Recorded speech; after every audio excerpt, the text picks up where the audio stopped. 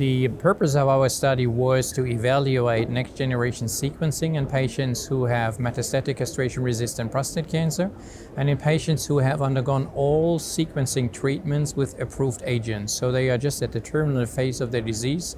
We have no approved medications to treat those patients, and our idea was to use next-generation sequencing to identify druggable mutations in those patients and to have the opportunity to target those mutations by specific therapies. Since we don't know if this type of next-generation sequencing is feasible in daily routine, we just set up this small trial. So what we have done, we have looked at a cohort of about 220 patients who have been referred to us with metastatic CRPC, and about 1/4 of those patients had undergone treatment with all these approved agents, and they underwent biopsies of progressing metastatic sites. And once they had undergone biopsies, we performed these next-generation sequencing studies.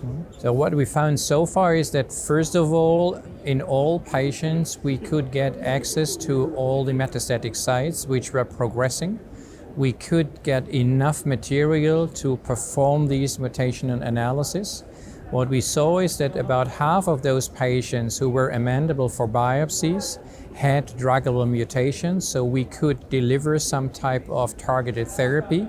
On the other hand, 50% of those patients did not demonstrate mutations at the targets we have selected. So at least half of those patients could be treated with a targeted approach, and we could demonstrate that this type of, let's say, diagnostic approach is quite feasible and it could be integrated in daily routine, but only if you have a multidisciplinary team, if you have all modern imaging studies available, including PSMA PET CT scanning, and if you have a very, very profound pathology who are experienced in just performing next-generation sequencing. The next steps would be just to extend the protocol, so what we already have done. So the initial study included only 9 targeted genes, and now we have extended this panel to 27 different genes, and we also have started to include liquid biopsies.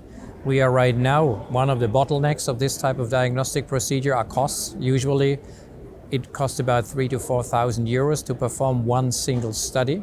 And we are right now in the negotiation process with all the insurance companies to get funded for this type of treatment, with the idea then to either have patients who can be treated by an approved agent like pembrolizumab in mismatch repair mutations, or to identify patients who might be included in like phase 1 or phase 2 trials, and to set up basket and umbrella studies.